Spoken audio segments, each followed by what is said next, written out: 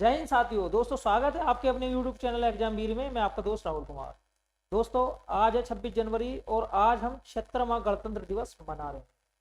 दोस्तों आप सभी को हमारे पूरे परिवार की ओर से 26 जनवरी की हार्दिक शुभकामनाएं। Happy republic day to all of you. दोस्तों आज हम 76वां गणतंत्र दिवस मना रहे हैं। नमन है उन बलिदान देशभक्तों को जिन्होंने अपने प्राणों की आहुति दी इस दिन को पाने के लिए। देखिए दोस्तों आज जो हम बात करने जा रहे हैं वो है एक ऐसी जॉब प्रोफाइल के बारे में जो कि एसएससी सीजीएल की होती है। TA tax assistant in CBDT, tax assistant in CBIC. एक होता है डायरेक्ट टैक्स जैसे इनकम टैक्स जो डायरेक्ट लगता है, जो सैलरी पर लगता है, जो इंसान की कमाई पर लगता है। और एक होता है इनडायरेक्ट टैक्स जो कि वस्तुओं पर लगता है। जैसे हम इंपोर्ट करते हैं, एक्सपोर्ट करते हैं, इंपोर्ट करते हैं तो वस्तुओं पर जो टैक्स लगा होता है, जैसे आपने कोई वस्तु खरीदी है दोस्तों तो उसका मूल्य होता है और जीएसटी अलग होता है कि 18% या 28%। और अगर आपने जीएसटी नहीं भरा है तब वो आता है इनडायरेक्ट टैक्स में। ठीक है, तो इन दोनों जो प्रोफाइल के बारे में बात करेंगे और पिछले साल इसकी क्या कट ऑफ रही थी दोस्तों, और इस साल कम से कम आपको इतना तो लाना ही पड़ेगा इस जॉब को पाने के लिए। बाकी क्या सैलरी मिलने वाली है, अगर आपकी पोस्टिंग एक्स सिटी में होती है, वाई सिटी में होती है, जेड सिटी में होती है, क्या आपके प्रमोशन रहने वाले हैं, और दोस्तों क्या आपका ट्रांसफर, कैसा आपका ट्रांसफर रहने वाला है कि ट्रांसफर होगा या नहीं होगा, सारी के सारे बिंदुओं पर आज चर्चा करने वाले हैं। उससे पहले सभी साथियों से गुजारिश करता हूं अगर चैनल पर पहली बार आए हैं तो चैनल को सब्सक्राइब कर सकते हैं और वीडियो अच्छी लगे तो वीडियो को अपने फ्रेंड सर्कल में शेयर करना है। देखिए इस बार अगर मैं पोस्टों की बात करूं तो 3876 पोस्ट है दोनों डिपार्टमेंट के अंदर। इस बार जो इनकम टैक्स है उसके अंदर पोस्ट अच्छी है, 2256 पोस्ट है इनकम टैक्स के अंदर, सीबीडीटी के अंदर। और अगर मैं सीबीआईसी जीएसटी की बात करूं तो जीएसटी के अंदर इस बार पोस्ट कम है, 1620 पोस्ट है। ठीक है, तो कट ऑफ इस बार दोस्तों अगर रहने की बात करी जाए तो पिछली बार भी 1 नंबर का कट ऑफ था, 1 नंबर का डिफरेंस था। सीबीडीटी की जो कट ऑफ थी, इनकम टैक्स की जो कट ऑफ थी टीए में ज्यादा थी और जो एक्साइज की कट ऑफ थी दोस्तों वो कम थी। इस बार उल्टा हो सकता है। ठीक है, क्या सैलरी मिलने वाली है, क्या आपका प्रमोशन होगा, क्या ट्रांसफर आपका होगा, ट्रांसफर पॉलिसी क्या है। ठीक है, और जो टाइपिंग एरर है वो कितनी चाहिए। देखिए दोस्तों अगर मैं इस पोस्ट की बात करूं तो ये डीईएस की पोस्ट है, डीईएस की पोस्ट है। मतलब यहाँ पर आपको जो आपकी टाइपिंग होने वाली है, टाइपिंग के अंदर आपको मिनिमम से मिनिमम दोस्तों एरर करनी है। मतलब जो 5%, ठीक है 5%, 5%, 7% आपको एरर करनी है। यूआर है तो आप 5% और बाकी कोई सी भी कैटेगरी है तो आप 7% एरर कर सकते हैं। बाकी OH BH के लिए 10% एरर यहाँ ऐड होगा। ठीक है, आप ये कोशिश करिए कि आपकी एरर बिल्कुल ना हो। ठीक है, पैराग्राफ आपका छूटना नहीं चाहिए, कोई भी लाइन आपकी छूटनी नहीं चाहिए। सीरियल की टाइपिंग इतनी हार्ड नहीं होती है, कोई ज़्यादा स्पेशल करेक्टर यहाँ यूज नहीं होते हैं। 27 की स्पीड है, लगभग 27-28, बहुत आसान टाइपिंग कहलाती है 27-28 की। आप 1 महीने के अंदर अगर आपने कर रखी है तो मुश्किल से मुश्किल 15 दिन के अंदर आप अपनी टाइपिंग को बैठा सकते हैं बहुत बढ़िया करके। ठीक है दोस्तों, कंप्यूटर स्कोर कितना रहने वाला है, यहाँ पर कंप्यूटर में आपको कोई स्कोर नहीं चाहिए, ओनली आप क्वालिफाइंग अगर करते हैं 12 नंबर, 15 नंबर, 18 नंबर अगर आप लेके आते हैं तो you are eligible for this post, आप इस पोस्ट के लिए एलिजिबल है। ठीक है, मिनिमम स्कोर 2024 के अंदर कम से कम दोस्तों इतना तो चाहिए ही चाहिए। अब सबसे पहले बात कर लेता हूं मैं, ये जो पोस्ट है 2400 ग्रेड पे की पोस्ट है, लेवल 4 की पोस्ट है। यहाँ पर अगर मैं एज ग्रुप की बात करूं तो 18 साल से लेकर 30 साल यूआर कैटेगरी, बाकी 3 साल 5 साल आप दोस्तों और जोड़ सकते हैं अपनी कैटेगरी के अनुसार। ठीक है, ग्रुप सी की पोस्ट है, लेवल 4 की पोस्ट है, 2400 ग्रेड पे है। अगर मैं बेसिक पे की बात करूं तो 25,500 इसका बेसिक पे होता है। डीए जो कि 53% दोस्तों वर्तमान में है, अगर आप 25,500 का 53% कैलकुलेट कर सकते हैं। ठीक है, एचआरए डिपेंड करेगा कि आपकी जो पोस्टिंग हुई है वो कौन सी सिटी में हुई है, जेड सिटी में हुई है, वाई सिटी में हुई है या एक्स सिटी में हुई है। ठीक है, जेड के लिए 10%, किसका, बेसिक का 10%। जैसे अगर मैं 25,500 का 10% निकालता हूं तो ये आएगा 2550। ठीक है, आप इसका 2 गुना कर सकते हैं, 5100 हो जाएगा 20 वाई सिटी के अंदर। और आप इसका दोस्तों तिगुना भी कर सकते हैं, 25 या 75, और ये हो जाएगा दोस्तों 7650। कितना हो जाएगा, 7650 हो जाएगा दोस्तों एक्स सिटी के। ठीक है, ये हो गया आपका HRA। डिपेंड करेगा कि आपकी पोस्टिंग किस सिटी के अंदर हुई है, उसी के अनुसार दोस्तों HRA आपको मिलेगा। लेकिन HRA अगर आप क्वार्टर ले लेते हैं तो आपको ये HRA मिलने वाला नहीं। तो ये डिपेंड करेगा, आप अगर क्वार्टर ले लेते हैं, सरकारी क्वार्टर ले लेते हैं, तो आपको कोई भी HRA मिलने वाला नहीं है। बाकी TA मिनिमम आपका 2300 तो रहने वाला है, बाकी डिपेंड करेगा सिटी के ऊपर, 2500 तक आपको ये देखने के लिए मिल सकता है। ठीक है, कुछ डिडक्शन भी आपके होने हैं। डिडक्शन इस प्रकार होना है, बेसिक का और जो DA है इन दोनों का 10%, इन दोनों का 10% दोस्तों आपका सैलरी में से डिडक्ट होगा, NPS के अंदर जाएगा। 10% आपका, और दोस्तों 14% जो सेंट्रल गवर्नमेंट है वो कंट्रीब्यूट करती है। कुल मिलाकर 24% आपका हर मंथ NPS के अंदर दोस्तों पैसा स्टोर होता है। ठीक है, ये भी आप ही का है। अब यहाँ सैलरी की अगर मैं बात करूँ तो जेड सिटी के अंदर लगभग आपकी जो जेड सिटी के अंदर जो लगभग सैलरी रहने वाली है दोस्तों वो 37 से 38 हज़ार रहने वाली है। और अगर मैं 22 सिटी की बात करूँ तो 22 सिटी के अंदर दोस्तों सैलरी आपकी 43,000 तक, 42-43,000 तक रहने वाली है। ठीक है, और अगर मैं एक्स सिटी की बात करूँ तो एक्स सिटी के अंदर लगभग सैलरी 47-48,000 रुपये दोस्तों आपकी रहने वाली है। 47-48,000 एक्स सिटी के अंदर आपको दोस्तों ये पैसा मिलने वाला।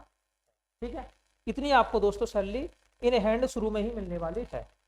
बाकी आगे की बात कर लेते हैं। अब जो मेन चीज है वो है कट ऑफ। क्या कट ऑफ के अंदर वेरिएशन देखने के लिए मिलेगा इस साल? ठीक ठाक पोस्ट है, CBDT के अंदर ज्यादा पोस्ट है, CBIC के अंदर कम पोस्ट है। ठीक है दोस्तों, अगर मैं बात करता हूँ 2023 के अंदर जो CBDT थी उसकी कट ऑफ में देखिए 3 नंबर का डिफरेंस था। जो CBIC है 2023 में TA एक होता है एक्साइज में और एक होता है इनकम टैक्स में। ठीक है, तो जो एक्साइज की पोस्ट थी उसमें 303 कट ऑफ थी, बाकी यहाँ पर 306 कट ऑफ थी दोस्तों। 3 नंबर का डिफरेंस था। OBC में 2 नंबर का डिफरेंस था, 301 और 303। EWS में भी 1 नंबर का डिफरेंस था, SC में भी 2 नंबर का डिफरेंस था, यहाँ भी 2 नंबर का डिफरेंस था। मतलब एक्साइज की कट ऑफ कम गई थी। इस बार जो आपकी पोस्टें हैं CBDT मतलब जो इनकम टैक्स है उसकी पोस्टें ज़्यादा हैं, लगभग आप देख सकते हैं 600-650 पोस्ट है इनकम टैक्स के अंदर ज़्यादा है। CBIC के अंदर पोस्टें कम है। इस बार अगर आपकी कट ऑफ बराबर ही देखने के लिए आपको मिल सकती है, हो सकता है कि CBIC की कट ऑफ देखिए इनकम टैक्स को ज़्यादा पसंद करते हैं, इसलिए यहाँ पर जो कट ऑफ है वो ज़्यादा देखने के लिए मिलती है। लेकिन डिपेंड करता है वैकेंसी के ऊपर भी। तो इस बार जो कट ऑफ दोस्तों मिलेगी वो 1-2 नंबर का भी आपको फर्क देखने के लिए मिल सकता है, ज़्यादा फर्क आपको देखने के लिए नहीं मिलेगा। जैसे अगर मैं दोस्तों बताऊँ आपको, इस बार मिनिमम कट ऑफ अगर 315 जाती है, मिनिमम कट ऑफ अगर 315 जाती है तो आप समझ सकते हैं कि 315-16 तक ही आपको ये कट ऑफ देखने के लिए मिल जाएगी। 315-16 तक। यहाँ पर बस आपको ध्यान रखना है, जिन साथियों की 18 वालों की 31 तारीख के अंदर टाइपिंग है वो DES की पोस्ट है, आप मिनिमम से मिनिमम एरर करने की कोशिश करें। अगर आप ज़्यादा एरर कर देते हैं तो आप इस पोस्ट के लिए एलिजिबल नहीं है। इस बात को आपको दोस्तों ध्यान रखना है बढ़िया तरीके से। ठीक है, तो टाइपिंग भी डिपेंड करेगी कि आप इस पोस्ट के लिए एलिजिबल हैं या नहीं है। ऊपर से जो एज फैक्टर है वो भी डिपेंड करेगा कि आप इस एज के लिए एलिजिबल हैं या नहीं है। या फिर ऐसे साथी जो ऑलरेडी TA हैं वो भी इस पोस्ट को दोस्तों अगर इस पोस्ट के लायक उन्हें नंबर है तो वो भी इसे पोस्ट प्रेफरेंस में नहीं रहेंगे। तो कई सारी चीज़ें हैं जो कि TA की कट ऑफ को बनाने में की फैक्टर का काम दोस्तों करेंगे। ठीक है, तो यहाँ पर जो अगर मैं कट ऑफ की बात करूँ तो दोस्तों ऐसा समझ लीजिए UR की जो कट ऑफ रहने वाली है 315 के समथिंग आपकी UR की जो कट ऑफ है वो रहने वाली है। 315-16 तक आपकी दोस्तों ये कट ऑफ रहने वाली है। ठीक है, OBC की आप समझ सकते हैं जैसे 315 है यहाँ पर, OBC की दोस्तों ये कट ऑफ रहने वाली है 313 के समथिंग में रहेगी। और EWS की भी दोस्तों इतनी रहेगी 313-312। और अगर मैं SC की बात करूं तो दोस्तों ये जो आपकी SC की कट ऑफ है दोस्तों ये रहने वाली है डायरेक्ट आपकी 297। ठीक है, SC की कट ऑफ दोस्तों आपकी रहने वाली है 290। इतनी कट ऑफ दोस्तों आपको देखने के लिए मिल जाएगी। अब मैं TA CBIC की बात करूं तो ये भी दोस्तों इतनी मिलेगी आपको, ये भी दोस्तों आपको इतनी ही मिलेगी दोस्तों देखने के लिए।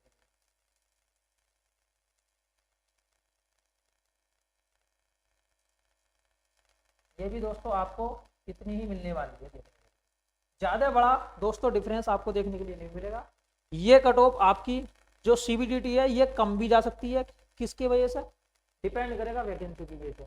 लेकिन अगर पोस्ट प्रेफरेंस में ये चीज़ ऊपर रही बच्चों के CBDT तो ये कट ऑफ दोस्तों ऊपर भी रह सकती है, क्योंकि डिपेंड करता है कट ऑफ वैकेंसी के ऊपर डिपेंड करता है, कट ऑफ डिपेंड करती है बच्चों के उस सीट को, उस वैकेंसी को पोस्ट प्रेफरेंस में रखने के ऊपर भी।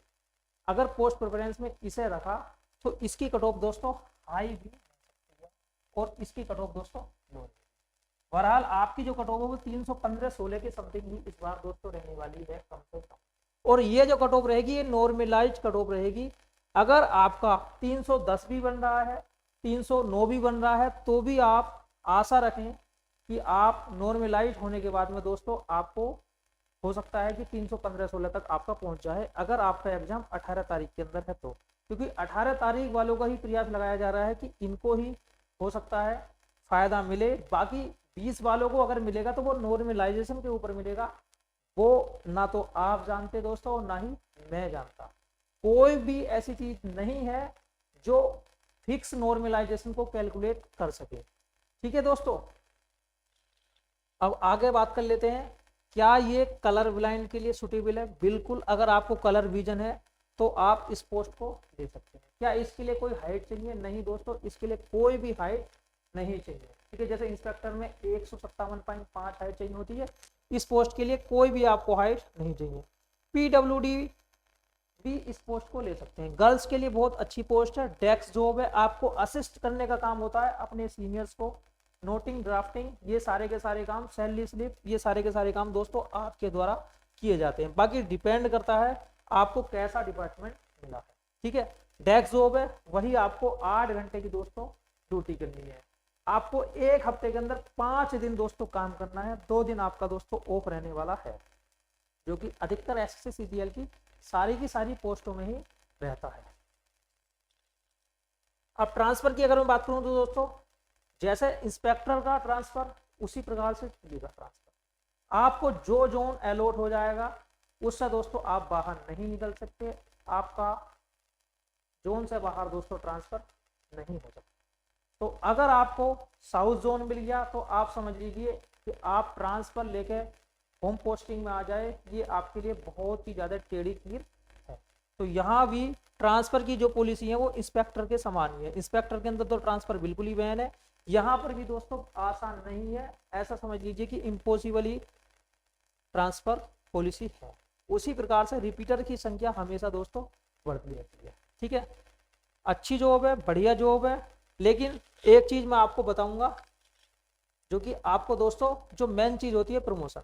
प्रमोशन बहुत ऐसी चीज है जिसकी वजह से इंसान मोटिवेटेड होकर काम करता है। ये पोस्ट को लेने का एक ही बिग पॉइंट है, एक ही निगेटिव पॉइंट है दोस्तों, कि अगर आप 15 नंबर 20 नंबर फालतू ले आते हैं तो आपको अच्छी पोस्ट मिल जाएगी, और अगर आपका किसी वजह से स्कोर कम रह जाता है तो आप इस पोस्ट में रह जाएंगे, और आपको फिर अगर आप एग्जाम नहीं देते हैं तो आपको वही पोस्ट प्रमोशन से पाने में अब जो ट्रांसफर पॉलिसी चेंज हुई है लगभग 15 साल दोस्तों आपको लग जाएंगे। जैसे अगर मैं बात करूं दोस्तों तो आप पहले टीए बनेंगे, फिर आप सीनियर टीए बनेंगे। पहले जो ट्रांसफर पॉलिसी थी वो ये थी दोस्तों, आप 2 साल में सीनियर टीए या फिर एग्जीक्यूटिव टीए बन जाते थे। ठीक है, एग्जीक्यूटिव असिस्टेंट की पोस्ट आपको मिल जाती थी जिसे सीनियर टीए ही कहते थे 2 साल बाद।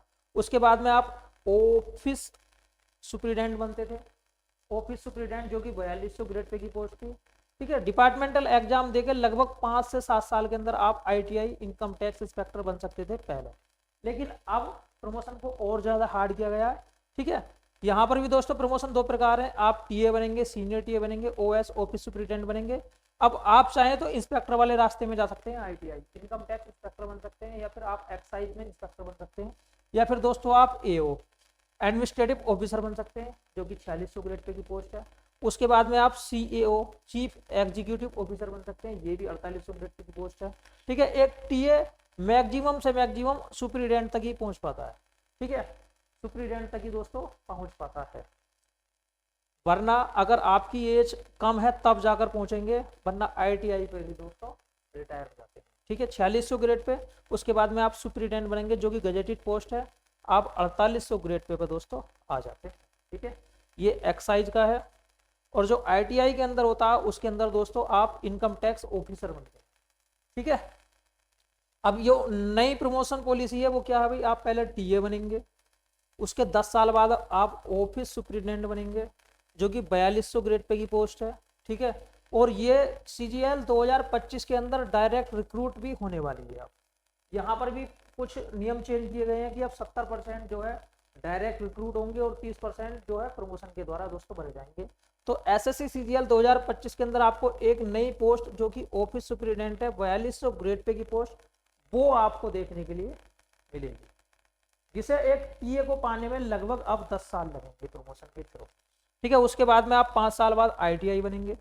तो ये दोस्तों प्रमोशन का सिनेरियो है, ठीक है। तो प्रमोशन जो है टीए में, चाहे आप CBDT की बात कर लो या CBIC की बात कर लो, दोनों के अंदर स्लो हुए हैं। प्रमोशन जो पॉलिसी है वो दोस्तों दोनों डिपार्टमेंटों के द्वारा चेंज की गई है और ज़्यादा टफ बनाया गया है।